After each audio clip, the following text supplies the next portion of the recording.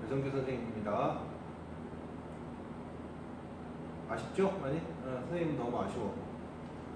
교실에서 같이 이야기도 하면서 수업을 해야 생동감도 있고 좋은 녀석들 또 나무라기도 하고 좋은데 또 이렇게 온라인상으로 일단 현재 예정은 11일까지 2주죠. 이렇게 돼서 좀 많이 아쉬운데 뭐 어쨌건 건강이 우선할 수 있는 건강보다 우선하는 건 없다 이런 생각이 들고요. 국가적으로도 지금 코로나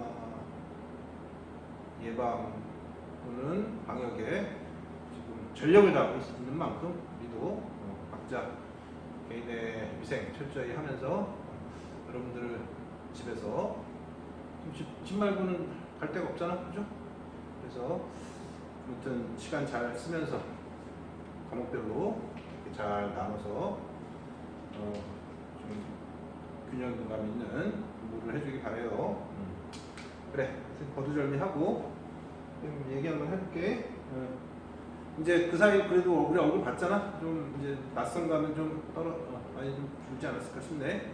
편하게 합시다. 선생님 실제로 여러분 앉아 있다고 생각하고 수업할 테니까. 그래요. 이제 오늘 아마 어제군요. 어저께 천변쌤하고 이거 했지. 고전 시각. 그죠? 이거 책 교과서 잠깐 목차 한번 봐봐. 여러분 뭐 온라인 상이든 아니면 이제 저희 학교 들어와서 공부를 하든 대략적으로 우리가 뭘 해야 될지는 알아야 되니까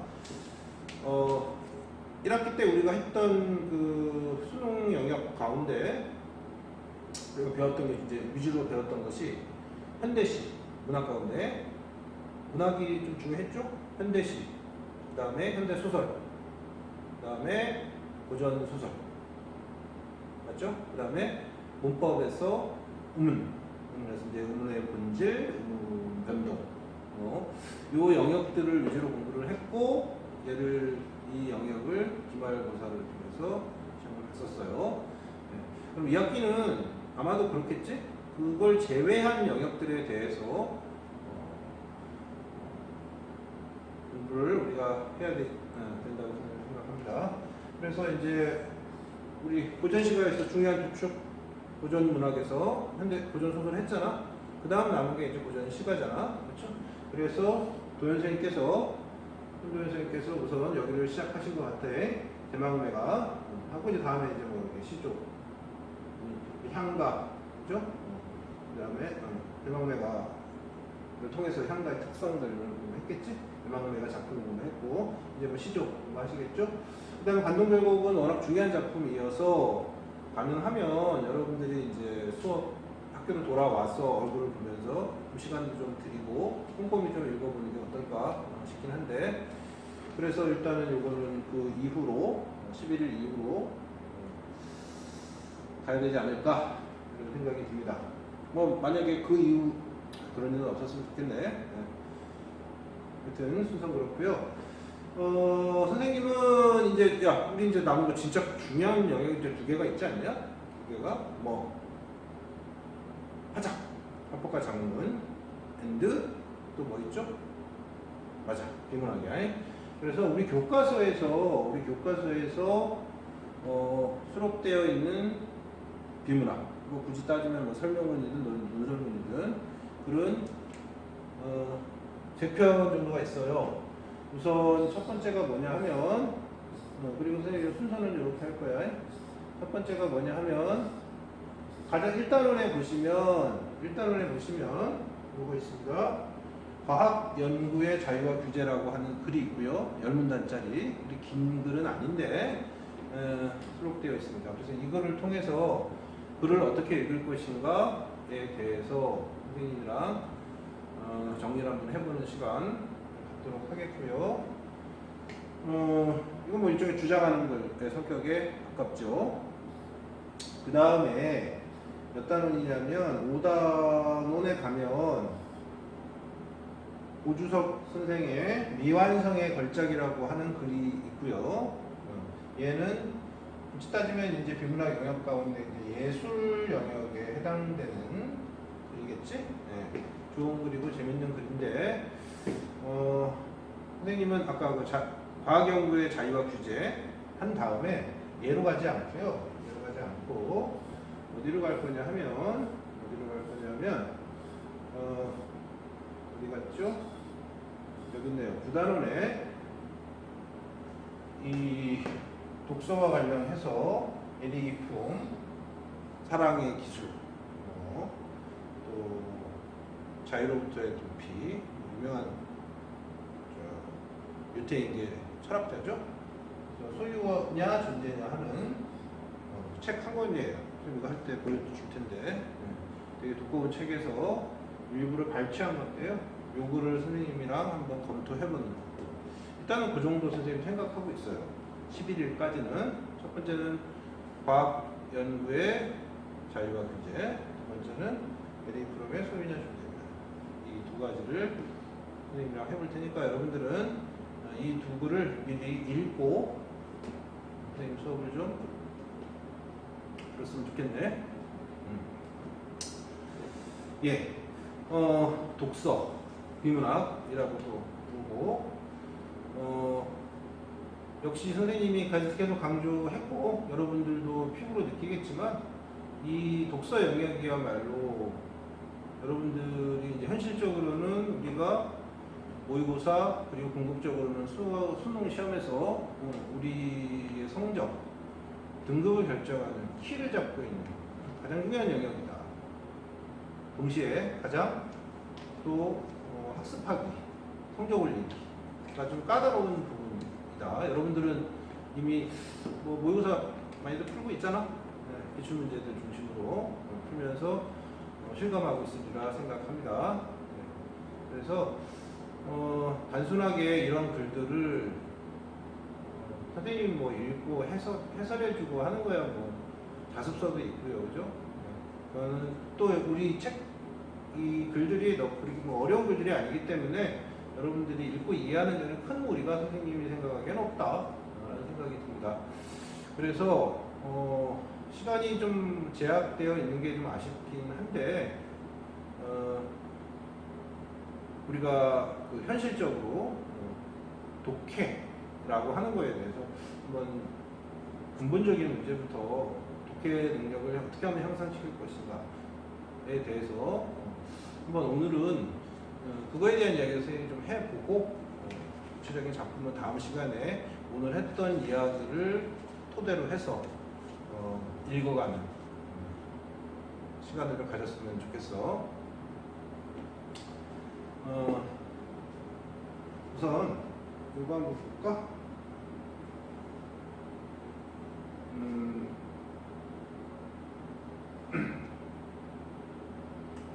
보이니?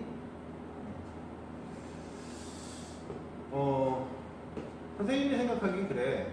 여러분들이 비문학 공부를 안 하는 게 아니고 각자 지금 현재 수준에 맞춰서 꾸준하게 해오고 있으리라 생각하는데 좀 늦었다고 입학하고 나서 그때 문제집을 사서 충분한 양의 문제를 풀지 못한, 지문을 읽지 못한 친구들도 있을 거고 편차는 많으리라 생각합니다. 그런데 오늘 선생님이 곰곰이 오늘 무슨 얘기를 할까 하다가 몇 가지 떠오른 생각들이 있어서 그거를 오늘 큰 범위에서 몇 가지 이야기를 좀 하는 시간으로 갖도록 하겠습니다.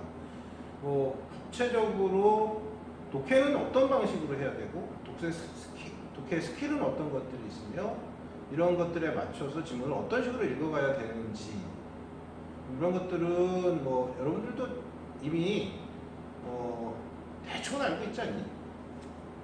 맨날 하는 얘기고 EBS 방송을 봐도 마찬가지고 여러분들 혹시 학원이나 과외에서 선생님들한테 수업을 들을 때에도 거의 비슷비슷해요. 그죠? 중심 문장 찾고 그죠?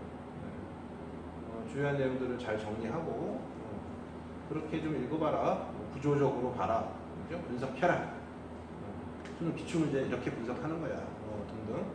여러 가지 했는데 그래 맞아. 그렇게 일정한 시간을 투자해서 지문들을 보는 건 좋은데 그게 잘 이게 내가 이제 익숙해져서 트레이닝을 그리는 것도 일종의 훈련이니까 그죠? 그런 것들이 이렇게 몸에 익어서 충분하게 성과를 거두는 경우 그렇게 많지 않은 것 같아요. 네.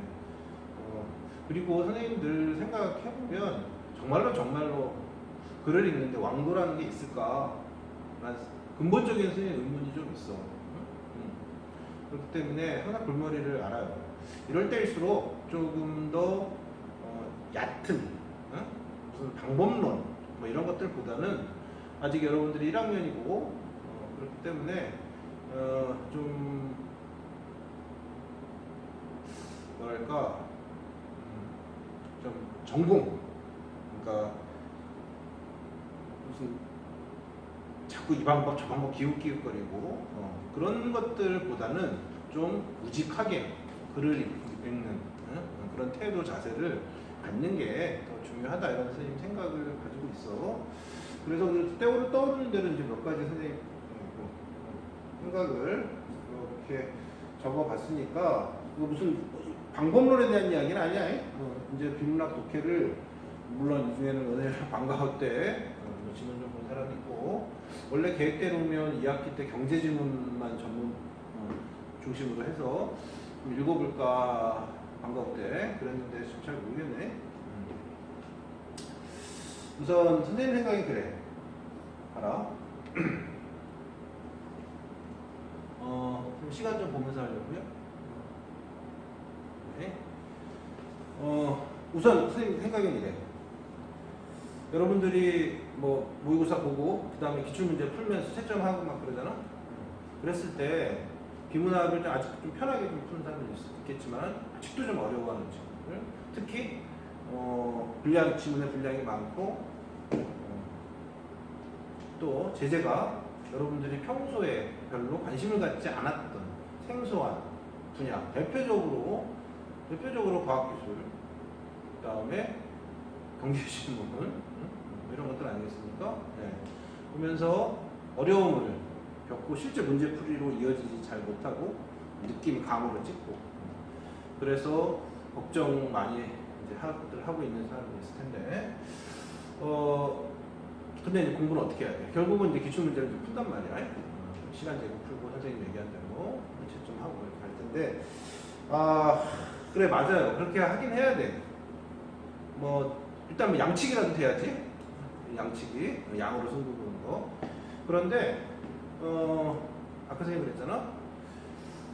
성적이 양치기로 해도 잘 안 오른단 말이야. 더군다나 나는 책 한 권 그만큼 매산비 한 번 다 돌렸는데도 성적이 잘 눈에 띄는 성적 향상, 그 다음에 내가 국어 성적이 늘고 실력이 늘고 있나, 비문학 실력이 늘고 있나 이런 근본적인 고민들이 생긴단 말이야. 물론 선생님은 그 양치기라도 해야지 된다고 선생님은 생각을 해. 그것조차도 안 하잖아 많이. 예? 그런데 선생님 생각이 이래요. 비문학 성적이 잘 안 나오거나 그죠? 때로는 이제 지문을 읽다가 되게 힘들 때 있잖아. 읽고 있는데 1문단 읽고 2문단 읽었는데 2문단에 어느 구절을 만나면서 엉클어지기 시작하는 거지. 그죠? 그러면서 내용 전체가 쫙 그러니까 1문단 내용이 사라지고 길을 잃고 미로에서 헤매는 듯한 느낌. 그죠? 그런 상태에서 이제 어떻게 문제를 풀겠어? 선생님은 그래. 비문학 성적이 잘 안 나오는 친구들은요. 그리고 이제 그 대비도 마찬가지인데요. 두 가지 케이스 아닐까 싶어요. 일단은 뭐 지문이 이해가 안 되고, 그렇죠? 상태에서 이제 문제를 푸는 거지, 그렇죠? 그런데 지문은 이해가 좀 어느 정도 되는데 문제풀이가 잘 안 되는 경우, 뭐 그렇겠지? 성적이 안 나온다는 건 문제풀이 결국은 문제를 틀린다는 거니까. 그런데 선생님이 보기에 아직 여러분 1학년이고, 그렇죠? 이제 점점 이제 차이가 생기겠지만 학생들 간에도 결국은 아무리 생각해도 지문이 이해되지 않은 상태에서 문제를 푸니까 생기는 문제 같아요. 문제풀이가 문제가 아니라 지문 자체를 이해하는 능력이 현저히 떨어진다. 내가 쉬운 지문은 다 쉬워. 그거 가지고 변별이 안 되고 조금만 지문의 난이도를 또는 분량을 늘리거나 또는 조금 여러분들이 생소한 분야의 지문을 주게 되면 그게 여러분들한테 큰 부담으로 다가와서 지문 자체를 이해하지 못한 상태에서 문제를 풀다 보니 틀리는 거죠.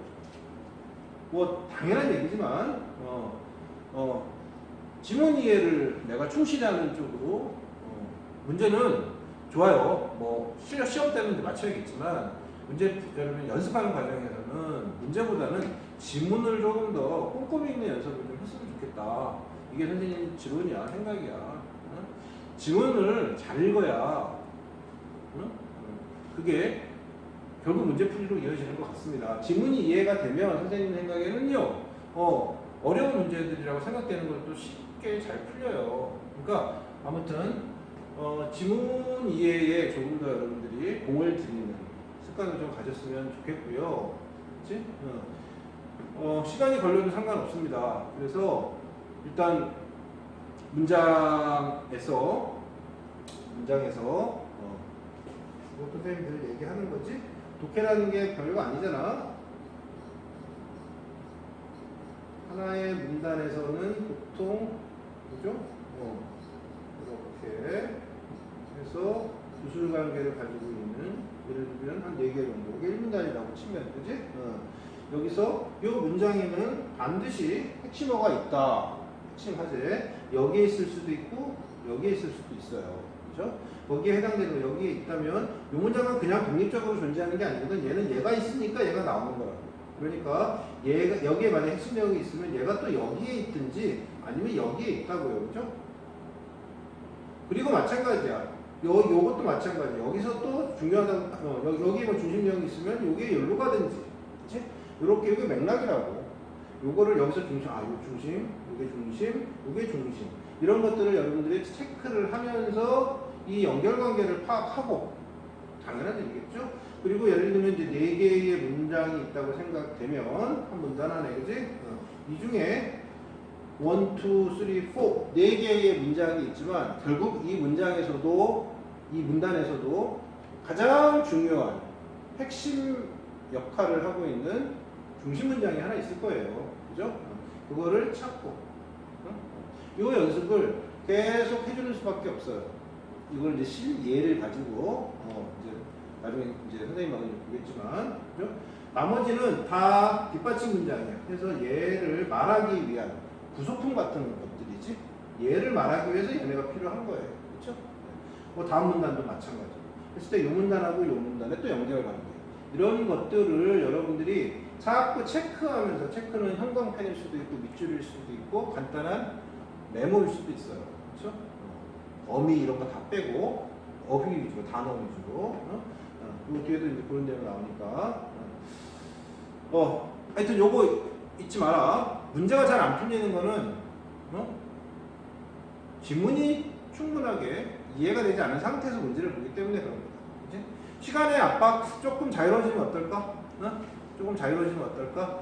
물론 선생님은 수업 시간에는 여러분들한테 일단은 시간 제고 풀어라 이야기를 하지만, 그죠? 그거 되는 사람은 상관없어요. 근데 아직도 난 정말 자신 없다, 분명하게. 그러면, 일단 뭐 시간 제고 풀더라도, 푸는 건 공부는 아니잖아. 그치? 그 다음, 그 지문에 대해서 이제 복습을 할 때에는 조금 시간을 넉넉히 갖고 공부를 했으면 좋겠다. 독해라는 게 부담스러운 영역이 되지 않았으면 좋겠어. 왜 또 힘든 줄 아니? 여러분들? 마음속 어딘가에 독해에 대한 부담감. 벌써 여러분들 머릿속에 어떡하지? 나 그래프만 나오면 머리가 하얘지는 것 같아. 두려움이 있어요. 지문 보자마자. 그러면 그 지문 읽을 수가 없어. 그러니까 부담스러운 영역이 좀 아니었으면 좋겠다. 그래서 일상적으로 여러분들이 하는 행동 있잖아. 여러분 문제 저기 거기서 교과서도 있고요, 그죠? 신문도 보고 인터넷 기사들도 보잖아. 이런 것들을 볼 때 여러분들이 항상 독해하는 마인드로, 여기 얘기했죠? 중심 내용이 무엇일까를 찾고, 물론 어떻게 찾아요? 잘 안 찾아져요? 뭐 이렇게 하겠지. 그거는 연습을 통해서 뭐 극복할 수밖에 없겠지. 뒷받침 내용을 염두에 두면서 이런 습관을 들일 수밖에 없습니다. 그리고 이걸 선생님이랑 같이 한번 해보는 거고, 그죠? 쉬운 질문부터 어려운 질문까지 여러분들이 하는 수밖에 없어.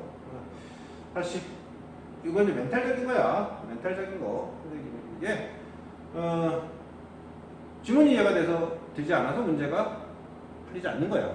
두 번째, 독해를 예를 들어 너무 큰 부담감을 가지고, 그러니까 이런 거잖아. 평소에는 그냥 여러분 신문 읽을 때 누워서 편하게 그냥 보잖아. 근데 시험 시간 안에, 그렇지? 주어진 시간 안에 쭉 열지 앉아가지고 종치면 딱 읽고, 그러니까 이제 상황 자체가 달라지다 보니까 너무 이제 부담스러운 거예요. 심리적 부담이 크다 보니까 글이 튕겨져 나가는 그런 경험들 있잖아. 네. 그래서 이런 것들도 무의식적으로 그리는 거 별거 아니다, 라는 생각 여러분들 가질 필요가 있습니다. 그 다음에 비문학에 여러분 공부하셔야 되고요. 복습의 태도, 선생님 이 말이 가장 중요해요. 선생님이 여러 가지 선생님이 이제 비문학 공부법, 학습법, 구조 분석법 이런 것들을 선생님이 그 책도 가지고 있고 수업 시간에 적용도 일부 하고 하거든요. 그런데 방법론적으로 지문을 이렇게 구조화시켜서 보는 거 좋긴 한데요. 그렇다고 해서 그게 짜맞춘다고 해가지고 끼워 맞춰서 글을 보는 거 마저 필요해. 꽤 글을 숲을 보는, 글 전체를 보는 안목을 키우는데 꽤 도움이 되긴 해요. 그러나 내게 되는 건 되게 쉬운 건 아닌 것 같아요. 네. 그래서 선생님이 제안을 한번 해볼게. 결국 선생님이 비문학을 잘 하기 위해서는 아까 그랬잖아 처음에 결국 지문 이해가 잘 안 돼서 그런 거예요. 그렇죠?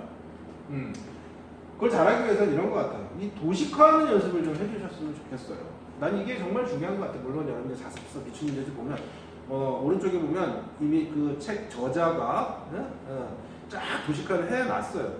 근데 그런 거 읽으면서 지문 이해하는 건 그런 건 다 필요 없는 거고요. 그지? 내가 스스로 한 지문 자체를 도식화하는 거. 도식화라는 건 별거 아니에요. 이 도식화라고 하는 건 지문을 결국 뭐 하는 거냐면 긴 지문을 짧게, 그죠?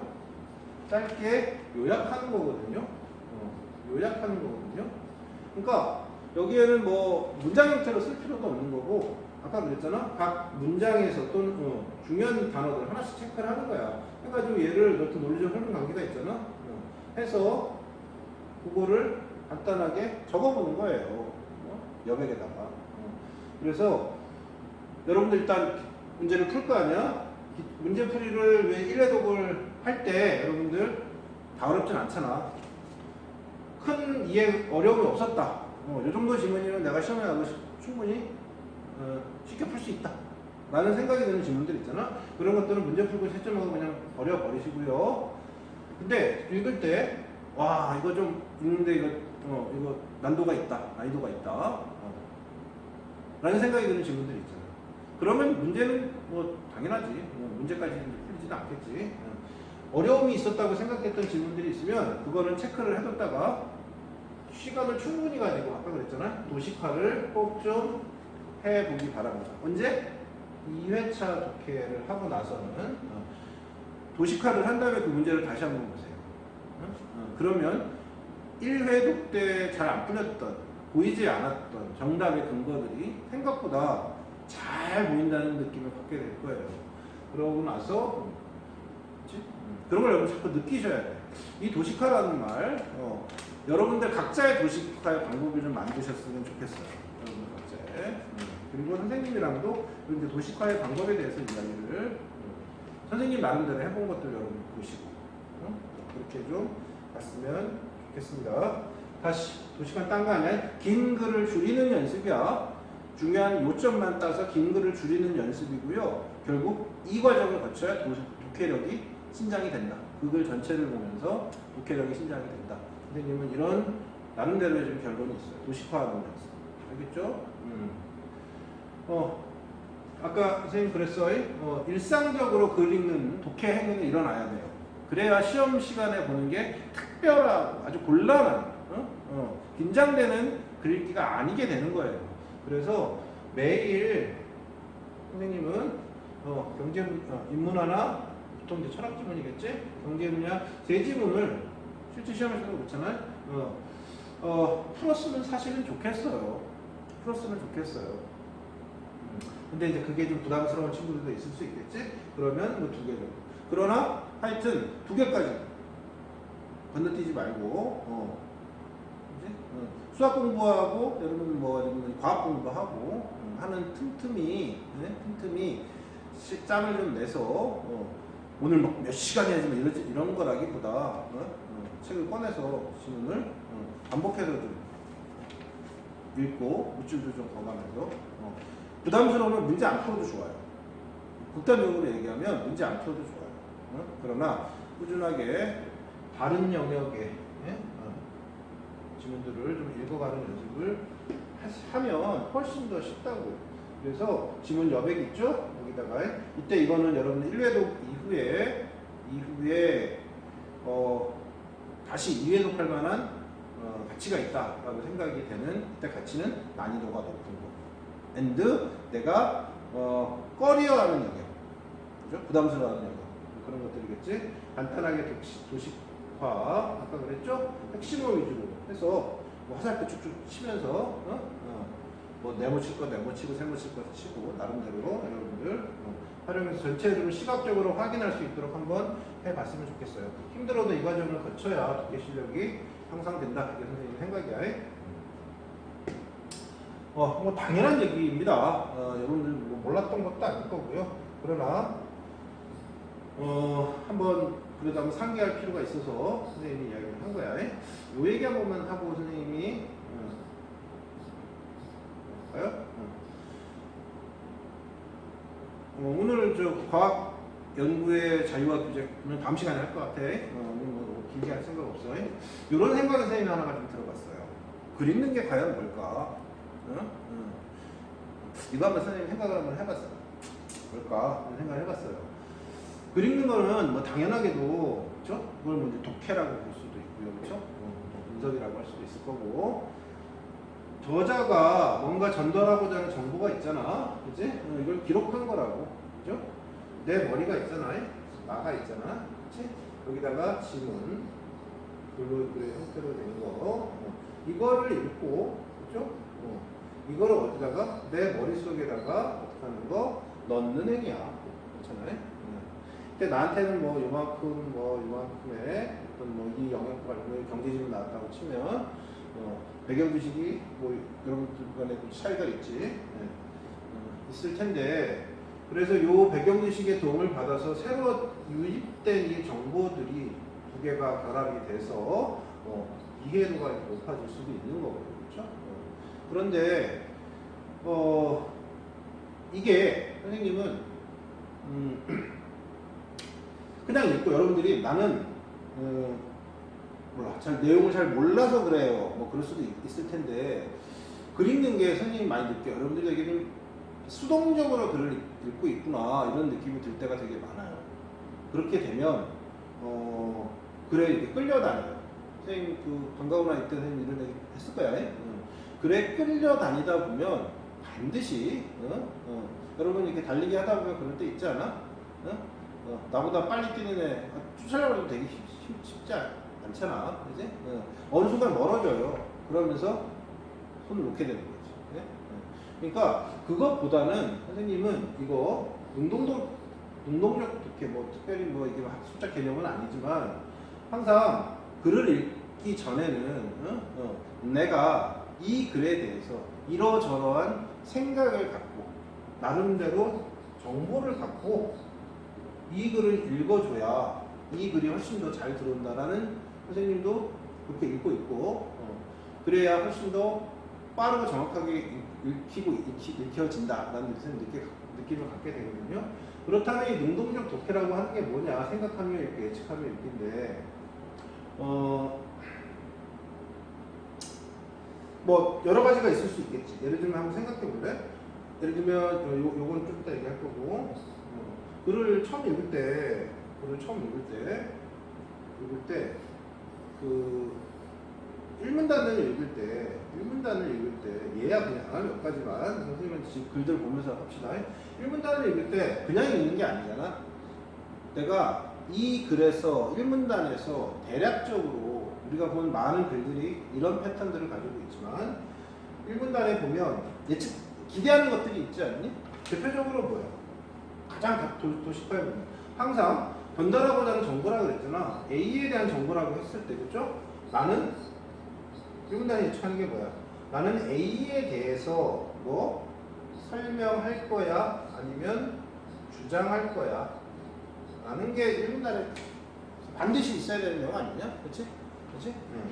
그래서 그러면 여러분들 A에 체크를 해야 되고 또 1문단에 뭐 나와야 돼? 그런데 A라고 하는 거는 독자들한테 대체로 어때요?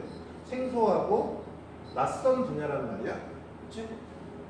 이거는 뭐 이제 과학 지문일 수도 있고 뭐 경제 지문일 수도 있고 과학 시험, 경제 시험 문제가 아니기 때문에 이 글 속에서 반드시 A란 무엇을 의미하는 거야 라는 내용도 반드시 이렇게 마련이죠. 그죠? 그치? 아니면 어떠한 A 또 뭐가 예측이 돼요. 그런데 대체로 보면 A는 그치? A는 A 다시와 A 다시 그치? 로 되어 있어. 그치? 그렇게 되면 그 다음 문단부터 그러니까 모든 글이 이렇진 않지만 여러분 가만히 봐봐. 이런 것들도 유형화에 선생님이 이제 말할 기회가 있을 거야. 그러면 그 다음부터는 뭐야? A 전체적으로 조망하면서 글을 읽어야지라는 생각. 라는 생각. 그게 일정한 분량이 뭐 문단 차원일 수도 있고 한 문단 절반 정도가 두세 문장 정도로 있을 수도 있지만 그런 부분들을 이렇게 끊어가면서 아 이거는 여기에 해당되는 거고 여기에 해당되는 거고 요거의 차이점에 대한 이야기구나 라고 생각하면서 읽어야 된다라는 생각. 그게 선생님이 생각하는 머릿속 틀이라는 거예요.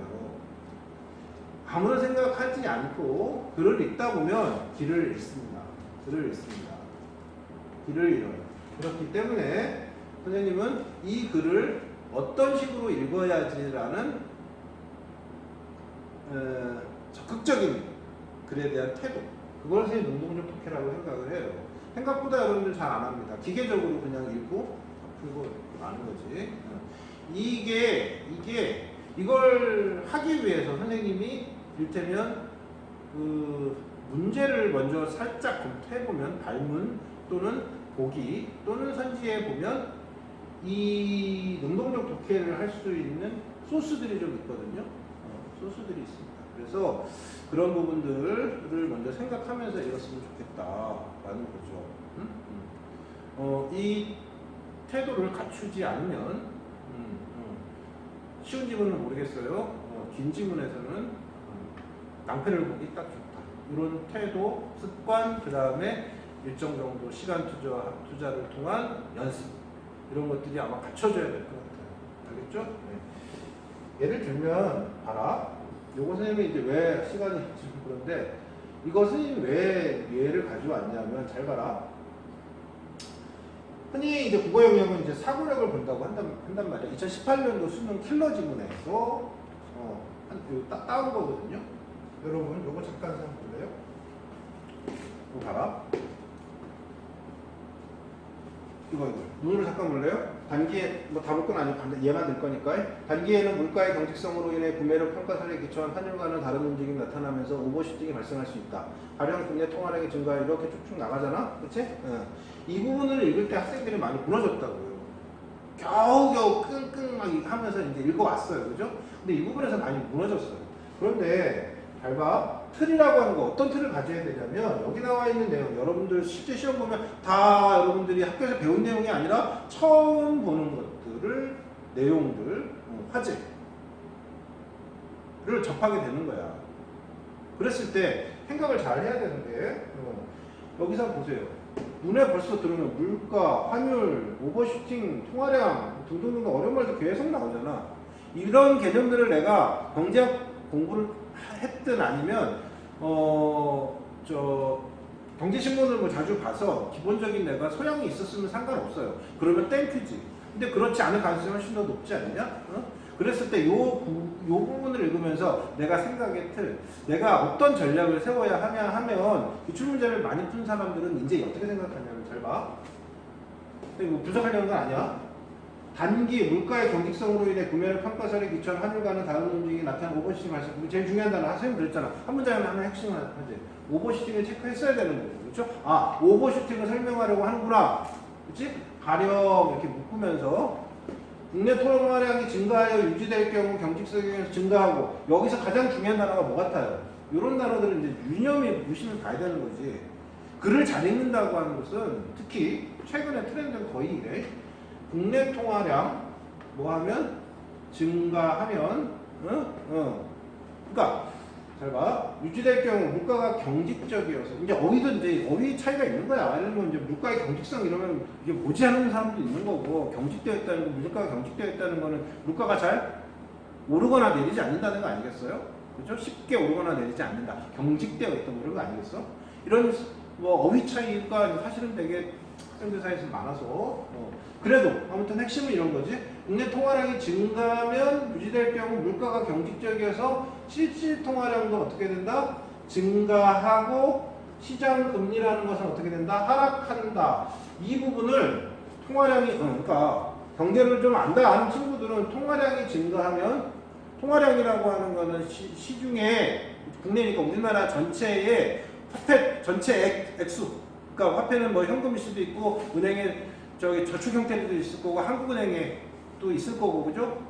이거 전체가 통화량이 증가하면 양이 많아지면 물가가 경제 실질 통화량이 증가할 수밖에 없고요. 그죠?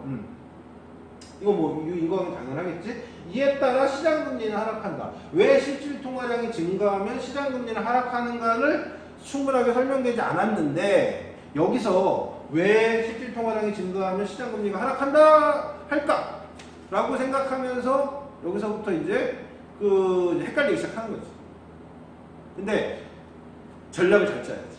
그것까지 가는 게 아니라. 그치? 이거 국어 문제잖아. 인과관계, 통화량이 증가하면 실질 통화량이 증가하고 이게 결국은 시장금리의 하락을 초래한다. 이게 다 인과관계 아닙니까? 아, 이건 인과관계니까. 그치? 얘 선행하는 게 이거고. 그쵸?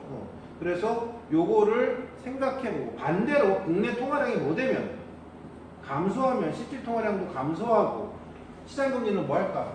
상승하겠죠. 요게 일종의 추론이지. 뒤집는 거. 요렇게 내가 여기다 그럼 체크를 해둬야 되는 거지. 그치? 시험을 이제 풀 때. 그치? 하고 나서 여기서도 좀 계속 그래요. 이렇게 시장금리가 또 하락하게 되면 연결되잖아. 그치? 결국 어떻게 된다? 외국인 투자자금 해외로 빠져나가고요. 해외에서 새로 들어오는 돈, 자금 유입은 그죠? 위축되고 통화량이 결국 어떻게 될까? 감소하겠지. 그치?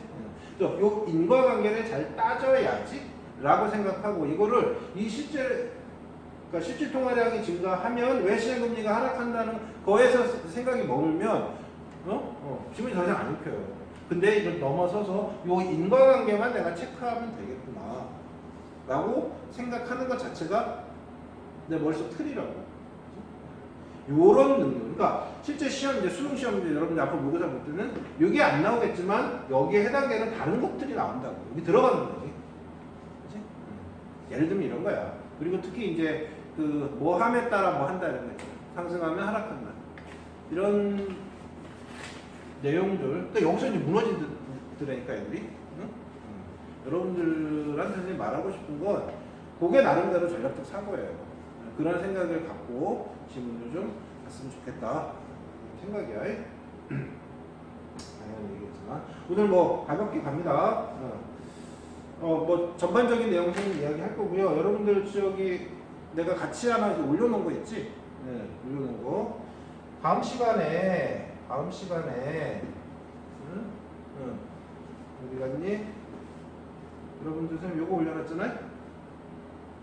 항상 실전이 중요한 거니까. 이거 이제 저기 평가원 모의고사 문제고요. 짧은 거리거든요. 요걸 다음 시간에 한번 풀어가지고 수업을 좀 들어라. 알겠어? 요것도 선생님이 간단하게 도식화라든지 이런 걸 항상 뭐 구체적으로 가야 되니까 요걸 통해서 요걸 연습, 뭐 문제보다는 선생님 지문이 중요하다고 했죠? 선생님이랑 한번 풀고 교과서로 넘어가도록 할게요. 잠깐 선생님 짬내서 우리 항상 독해는 좀 일상적으로 여러분들 다가왔으면 좋겠다고 선생님 이야기했지? 그래서 선생님 같이 노는 게 예를 들면 항상 좀 필요한 거야.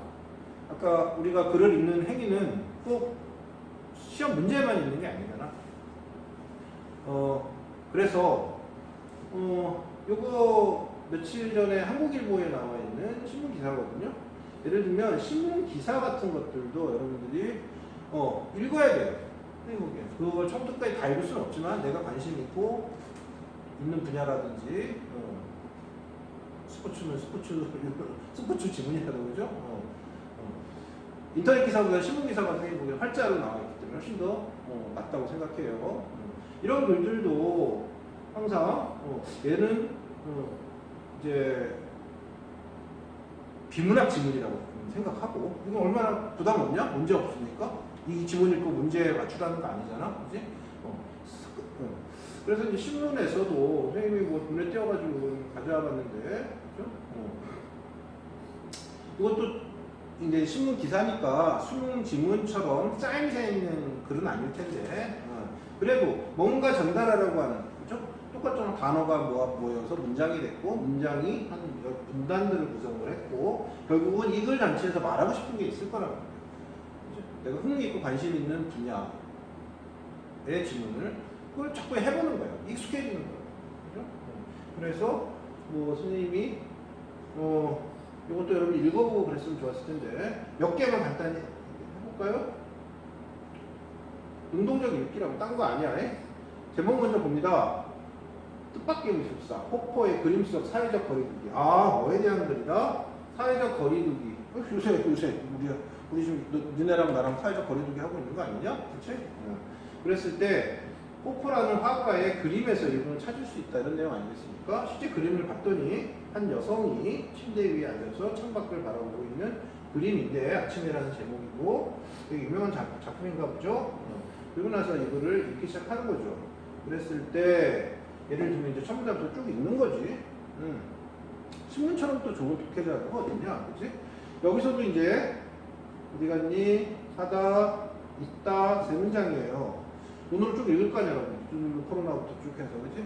그런데 그냥 읽는 게 아니라 이 문단 전체에서 첫 번째 문장에서 세 문장 각각에서 뭘 말하고 있는 건가? 그 다음에 결국 이 문단에서 가장 말하고 싶은 게 뭔가를 펜을 들고 체크하면서 읽는 거라고. 코로나 장사 두두두두두두 사람들은 집에 머물고 접촉을 피하고 도시의 길거리는 한산하기만 하다. 그 다음에 사회적 거리두기 2단계 발령, 그죠? 타인과 접촉 피하고 있고 그런가 봐. 그래서 사회적 거리두기 장기와 외로움, 우울감 호소하는 사람들도 있는데 이러한 우리의 현실. 이거 앞에 마지막 문장이 중심 문장이에요. 왜요? 이러한 우리의 현실. 앞에 내용은 전부 다 우리의 현실에 대한 거니까, 그렇죠? 유상 상황 그림을 표현한 화가가 있다. 체크는 뭐지? 화제 제시겠지. 화가, 그렇지? 그 다음 이 문장 뭐 나와야 돼요? 이 화가가 누구인지, 그렇지? 왜 이 사람이 이 화가는 그러니까 그림은 우리의 현실과 유사한 상황을 표현한 건지 이런 것들을 그림이 있으니까 구체적인 사례를 통해서 분석하지 않겠니? 설명하지 않겠니? 그렇죠?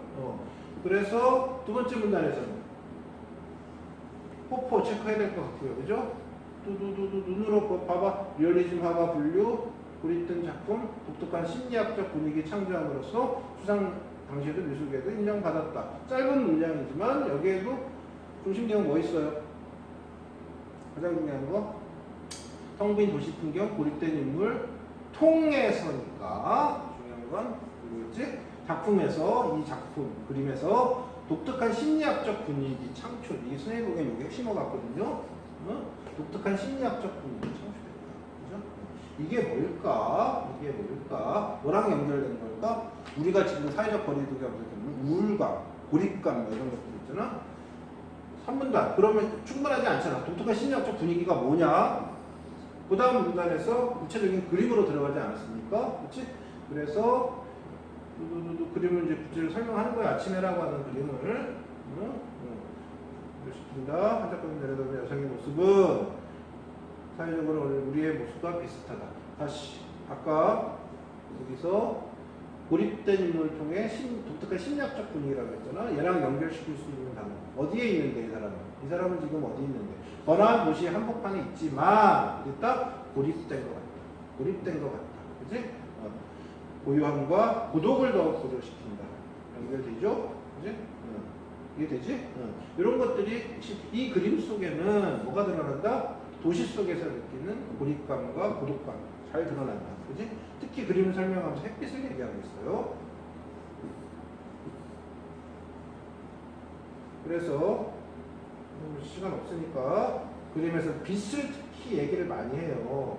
밝은 빛, 그죠? 불빛, 그 다음에 불빛, 강렬한 빛. 호퍼의 그림의 핵심은 뭐야? 빛이라고요. 빛. 그죠? 그래서 이걸 통해서 개인의 외로움, 권태, 고립의 분위기를 고조시키고 있고요. 호퍼의 그림의 핵심은 뭐라고? 빛이라고요. 그렇죠? 그래서 외로운 느낌을 복돋는다. 빛의 역할이 이거야. 호퍼가 빛을 이렇게 활용하고 있는 거지. 호퍼라고 하는 사람은 20년대에서 60년대 사이 경제적 가장 풍요로운 나라 미국인데 이거를 사실주의에 그렸는데 이거 말하고 싶은 게 아니죠. 그죠? 호퍼는요 미국의 장면, 미국적 장면을 묘사한 게 아니라 미스터리한 인물들의 심리와 화면의 독특한 분위기를 통해 화면의 독특한 분위기 이게 핵심이 뭐예요? 화면의 독특한 분위기 뭐예요? 바로 빛 같은 거죠. 빛을 그림 속에 어떻게 처리하고 있는지 활용하고 있는지 이거를 통해서 결국 뭘 잡아낸다? 현대인의 소외와 고독을 잡아낸다. 밑줄을 이렇게 가는 거예요, 선생님이. 그래서 20세기 초하고 여기는 21세기잖아. 이때도 뭐가 됐다? 산업화, 대도시화가 되면서 인간 소외가 나타났는데 21세기는 어때요? 이거와는 차원이 다른 거? 인터넷, SNS. 이래서 어떻게 됐다? 인간 소외가 훨씬 더 어떻게 됐다? 더욱 고립되었다. 이런 상태인데 여기 이제 뭐까지 들어온 거야? 지금 코로나로 우리가 팬데믹 그러면서 아예 이 바이러스에 의해서 우리가 더 거리를 둬야 됩니다. 우리의 고립감, 고독감 이런 거는 얼마나 더 심하겠습니까? 근데 한 60년대에 이미 이런 도시 속에서 느끼는 고립감 이런 것들을 빛을 활용해서 그리고 있는 뛰어난 작품이 있었다는 거 아니겠습니까? 그래서 이런 그림 뭐 별거 아닌 것 같지만 이렇게 신문을 통해서도 독해가 가능하고 이때 머릿속에는 이게 아니지? 얘는 꽤 흥미로운 주제가 이제 들어온 거지. 이거 실제로 선생님 혼자서 해본 거야 이렇게. 흥미가 있어. 그래서 이렇게 선생님 분석해본 거예요. 해본 거고요. 그리고 선생님 뭐 하라고 그랬어 아까? 도식화 해보라고 그랬죠? 도식화. 어려운 질문 하는 게 아니라 이것도. 근데 도식화 선생님 해볼게요. 1문단 코로나로 사회적 거리두기를 하는데 외로움과 우울감이 커지고 있어. 이걸 그린 화가가 있었으니 그가 바로 누구야? 에드워드 호퍼라는 사람인데 그의 그림은 텅 빈 도시 풍경 그리고 독특한 사회적 분위기를 드러내고 있어요. 이 독특한 사회적 심리학적 분위기 이게 세 번째 문단. 얘를 설명해야 되잖아. 아침에라고 하는 그림을 통해 설명하는 거라고. 그림의 내용은 여성이 번화한 도시 한복판에 있는데 고립감을 그리고 있고, 그렇지? 이 햇빛을 통해서 고요와 고독감이 고조되는 느낌을 받게 된다. 특히 이 햇빛 계속 연결이 되는 거라고. 빛, 불빛, 강렬한 빛. 빛을 다양하게 활용하는 거죠. 특히 강렬한 빛. 그래서 개인의 외로움과 권태, 고립되는 분위기를 고조시키고 있습니다. 그렇죠? 특히 이 빛, 불빛, 강렬한 빛이 화면의 독특한 분위기고 다섯 번째 문단에 화면의 독특한 분위기를 통해서 개인의 외로움, 권태가 고립 분위기가 고조되는 것. 이거를 미스터리한 인물들의 심리라고 표현한 거거든요. 이걸 통해서 결국은 이게 그림이잖아. 현대인들의 소외와 고독감을 그려낸다. 20세기 초는 인간 소외, 21세기는 인터넷 SNS가 더욱 고립되고, 그죠? 여기에 코로나의 사회적 거리두기까지 결합이 돼서 우리는 훨씬 더 지금 고립감이 큰 거지. 고독하고 외로운 거지. 그치? 맞나요? 이런 모습들이 아침에라는 이 폭포의 작품의 의미이며 의의다 라고 요약이 되는데, 선생님 머릿속에는 꽤 이 지문을 하나 읽고 신문기사를 하나 읽고 머릿속에 흥미로운 전혀 몰랐던 포포라는 한 작가의 작품 세계의 지식이 생겼고요. 빛의 활용이 되게 주제를 드러내는 데 있어서 중요한 역할을 할 수 있겠구나 라는 생각도 갖게 됐습니다. 알이 생긴 거죠. 그죠? 여기서 더 관심이 생기면 그림 찾아보겠지. 인터넷에 막 검색하고, 그죠? 이런 게 또 즐거움이기도 하고요. 이거 왜 지금 얘기를 한 거야? 항상 글을 읽을 때 좀 분석하면서 읽으려는 습관이나 태도를 좀 가졌으면 좋겠다는 게 내 생각이야. 알겠죠? 오늘 별 내용은 없었어요. 비문학국회를 하는 마음가짐이랄까? 그런 것들 정도 위주로 이렇게 갔고요. 다음 시간에 교과서 준비하고 아까 얘기했던 나왔었던 그 실제론이라고 모의고사 질문 있었지? 교과서 가져오고 그거는 한번 읽고 문제까지 한번 풀어서 와도 오면 좋겠습니다. 알겠죠? 오늘은 간단했나? 이 정도로 마치도록 합시다. 이상